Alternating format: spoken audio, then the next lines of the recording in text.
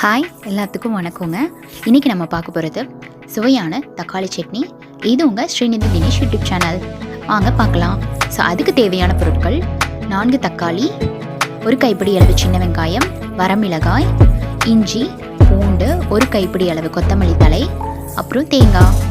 So இப்போ ஒரு கடாய் விட்டுக்கணும். கடாய் வச்சு அதில் எண்ணெய் விட்டுக்கணும்.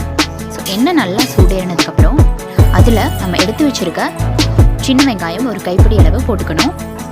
ஸோ இதில் உங்களுக்கு காரத்துக்கு எவ்வளோ மிளகாய் வேணுமோ அவ்வளோ மிளகாய் ஆட் பண்ணிக்கோங்க. நான் இன்றைக்கி 3 மிளகாய் எடுத்துருக்கேன். அது கூட கருவேப்பிலை ஆட் பண்ணிக்கணும். அப்புறம் பூண்டு அண்ட் இஞ்சி போட்டுக்கோங்க. பூண்டு எவ்வளோக்கு எவ்வளோ போடுறீங்களோ அந்த அளவுக்கு சட்னி ரொம்ப டேஸ்ட்டாக இருக்குங்க. இது கூட ஜீரகம் அண்ட் மிளகாய் ஆட் பண்ணிக்கோங்க. இது நல்ல ஃப்ளேவர் கொடுக்கும் சட்னிக்கு அண்ட் டேஸ்ட் அதுவும் நல்லாயிருக்கும். அதோட அந்த வாசனை ரொம்ப நல்லாயிருக்கும். ஸோ நல்லா வதங்கினதுக்கப்புறம் நம்ம எடுத்து வச்சுருக்க தக்காளி ஆட் பண்ணிக்கோங்க. தக்காளி ஆட் பண்ணிவிட்டு ஓரளவுக்கு வதக்கி விட்டுட்டு அது கூடவே நம்ம ஒரு கைப்பிடி அளவு கொத்தமல்லி தலையை ஆட் பண்ணிக்கோங்க.